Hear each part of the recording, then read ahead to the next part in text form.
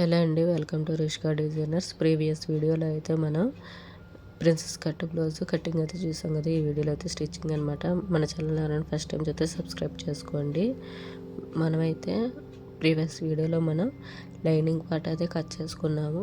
దాంతోపాటు main fabric ఏది ఉందో అవి కూడా కట్ చేసి అయితే నేను పెట్టుకున్నానండి. ఇప్పుడు బ్లౌజ్ బ్యాక్ పార్ట్ అయితే తీసుకొని ఇలాగా నేను మార్క్ చేశాను కదా, ఒక 1/2 ఇంచు మార్జిన్తో ఇలాగ మనం ఇన్విజిబుల్ లోడ్ పైపింగ్ అయితే వేద్దామండి.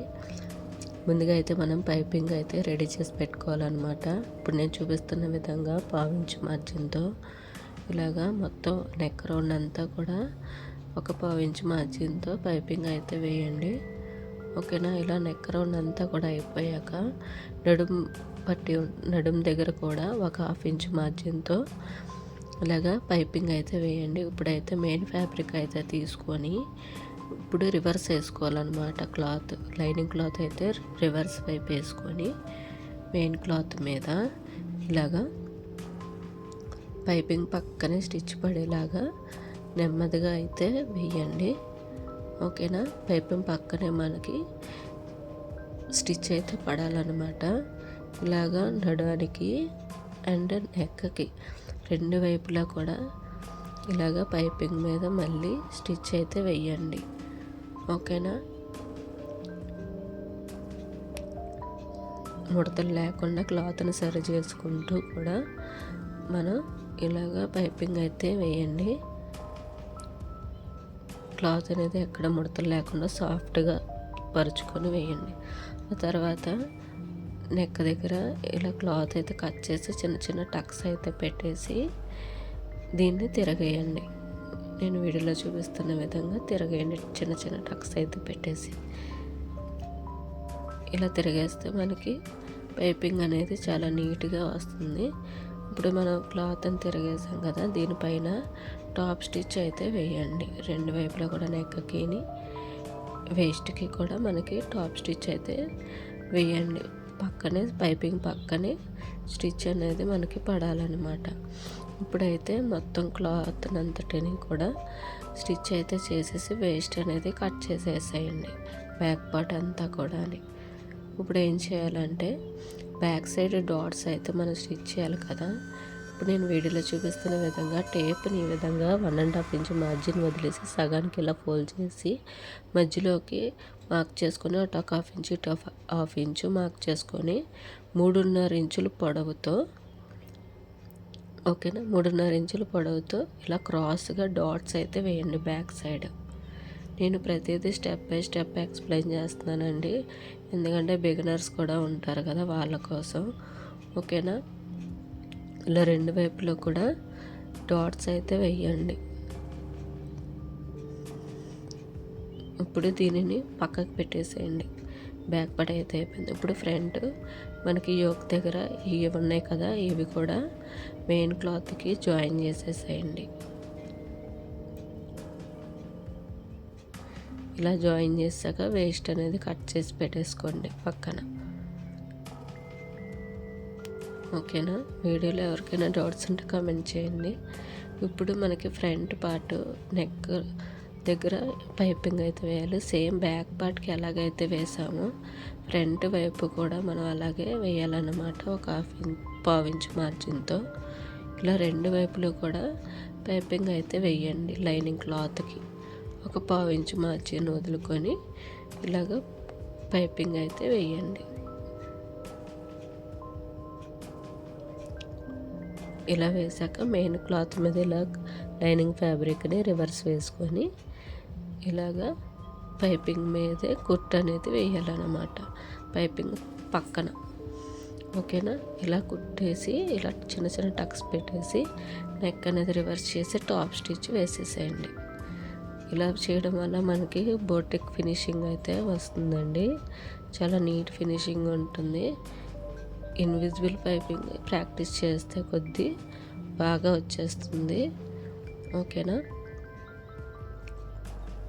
ఇప్పుడు ఇలా స్టిచ్ చేసేసి వేస్ట్ క్లాత్ అంతా కట్ చేసేసాను. ఇలా రెండు వైపులా కూడా మనం వేయాలన్నమాట. ఓకేనా. ఇలా రెండు వైపులా కూడా మనం స్టిచ్ చేసుకున్నాం కదా. ఇప్పుడైతే మనకి బ్లౌజ్ పీస్లో బార్డర్ అనేది వచ్చిందండి. ఈ బార్డర్ని నేను వేస్ట్ చేయకుండా ఫ్రంట్ పార్ట్లో ఇప్పుడు నేను పెడుతున్నాను చూడండి.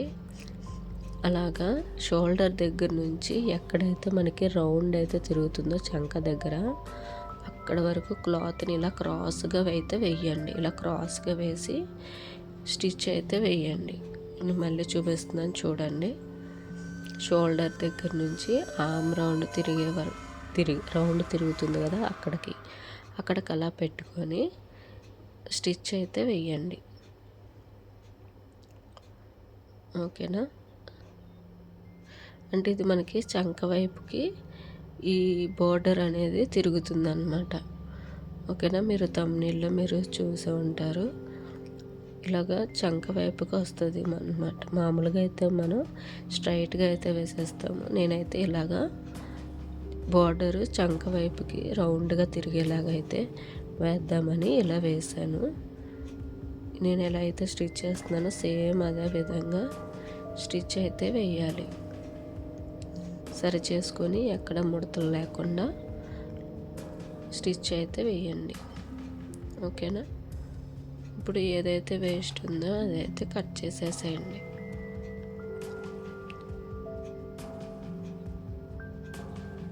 ఇప్పుడు యోక్ పార్ట్ దగ్గర షేప్ అయితే ఉంటుంది కదా, ఆ షేప్ పార్ట్ని అయితే తీసుకొని ఇక్కడ మిగతా మనకి ఆర్మ్ రౌండ్ తిరుగుతుంది కదా, అక్కడ కూడా మనం ఇలా బార్డర్ అనేది అటాచ్ చేయాలన్నమాట.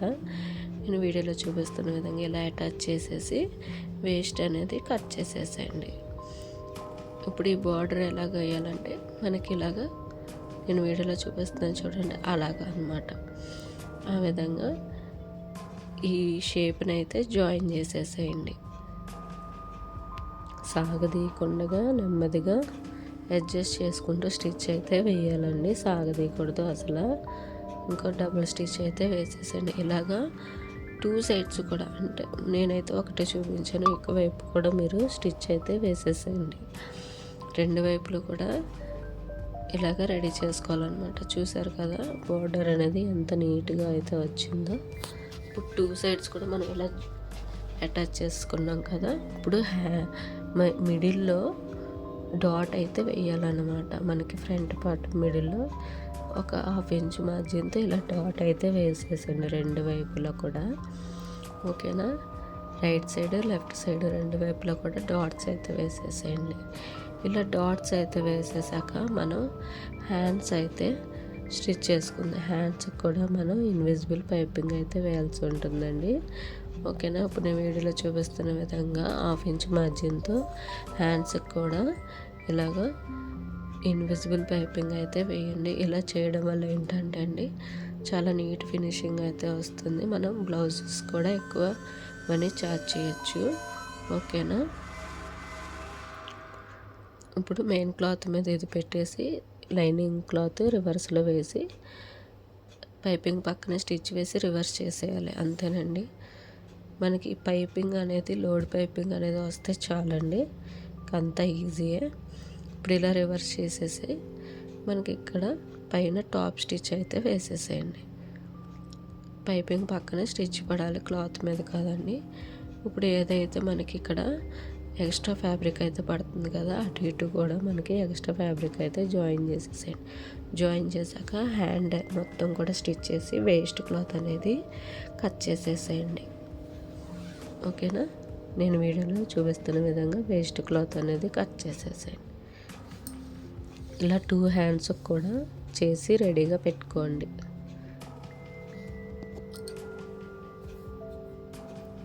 ఓకేనా? ఇలా 2 హ్యాండ్స్ కూడా రెడీ చేసి పెట్టుకోండి. ఇప్పుడైతే బ్లౌజ్కి కింద ఇక్కడ మనకి ఉక్స్ పట్టి కాజా పట్టి యాడ్ చేయలేదు కదా, ఈ ఉక్స్ పట్టి కాజా పట్టి కూడా యాడ్ చేసేసేయండి. ఒక 1/2 ఇంచ్ మార్జిన్తో మనం కటింగ్లో 1/2 ఇంచ్ అయితే వదులుకున్నాం కదా, ఆ 1/2 ఇంచ్ మార్జిన్తో మనకి ఉక్స్ పట్టి కాజా పట్టి కూడా స్టిచ్ చేసేసేయండి. ఓకేనా? నేను వీడియోలో చూపిస్తున్న విధంగా నేను ఇంకా డీటెయిల్గా చెప్పడానికి చూస్తున్నాను, కానీ వీడియో లెంత్ ఎక్కువైపోతుందండి. అందుకని ఇలానే మీకు ఫాస్ట్గా అయితే ఎక్స్ప్లెయిన్ చేస్తున్నాను. మనం వీడియో చూస్తూ కూడా మనకి స్టిచ్చింగ్లో కొంచెం టచ్ ఉంటే చాలండి, అర్థమైపోతుంది. ఓకేనా? ఇలాగా స్టిచ్ అయితే వేసేసండి ఉక్స్ పట్టి కాజా పట్టి వైపు కూడా స్టిచ్ చేస్తాక ఇప్పుడు బ్యాక్ పార్ట్ని అయితే తీసుకొని షోల్డర్స్ని జాయిన్ చేయండి. నేను వీడియోలో చూపిస్తున్న విధంగా షోల్డర్స్ని జాయిన్ చేయండి. ఇలాగ మనకి ఫ్రంట్ బ్యాక్ డీప్ నెక్ కాబట్టి ఎక్కడైతే మనకి నెక్ ఉంటుందో అక్కడ మనం క్రాస్గా అయితే స్టిచ్ అయితే వేయాలన్నమాట. అప్పుడు భుజాలు జారకుండా ఉంటాయి. ఇలా రెండు వైపులా కూడా స్టిచ్ అయితే వేసేసి ఇప్పుడు కిందన మనకి నడుం పట్టి అయితే వేయాలండి. ఇక్కడ కూడా మనం లోడ్ పైపింగ్ వేసి క్లాత్ అనేది రివర్స్ చేసేసేయండి. ఇప్పుడు హ్యాండ్స్ అయితే జాయిన్ చేయండి. ఓకేనా? ఇప్పుడు నేను టక్స్ మిడిల్లో ఒకటి పెట్టాను, ఫ్రంట్ వైపుకి ఒక టక్స్ పెట్టాను కదా, అవి ఆన్వాల్ చూసుకొని స్టిచ్ అయితే వేసేసి సైడ్ జాయింట్స్ అయితే చేసేసేయండి. మనకి బ్లౌజ్ అయితే చాలా నీట్గా అయితే రెడీ అయిపోతుందండి. ఇలా 2 సైడ్స్ కూడా స్టిచ్ చేసి స్ట్రీమ్ అయితే ఇచ్చేసేయండి. ఇలా స్ట్రీమ్ ఐరన్ చేయడం వల్ల నెక్స్ దగ్గర చాలా నీట్గా అయితే ఉంటుందండి. ఓకేనా? చూసారు కదా ఫైనల్గా లుక్ అనేది ఏ విధంగా వచ్చిందో. బోటిక్ ఫినిషింగ్ అయితే వచ్చిందనమాట. మనం ఇలా ఇన్విజిబుల్ పైపింగ్ వేయడం వల్ల బ్లౌజ్ లుక్ అనేది మారిపోతుందండి, రిచ్ లుక్ అయితే వస్తుంది. అండ్ బోర్డర్స్ వచ్చిన శారీస్ని మనం ఇలాగా ఫ్రంట్ వైపు ఇలా వేసుకుంటే లుక్ అనేది ట్రెడిషనల్గా చాలా నీట్ ఫినిషింగ్ అయితే ఉంటుంది. ఈ వీడియో మీకు ఎలా అనిపించిందో కామెంట్ చేయండి. మన ఛానల్ని ఎవరైనా ఫస్ట్ టైం చూస్తే సబ్స్క్రైబ్ చేసుకోండి. Thank you for watching. Bye bye.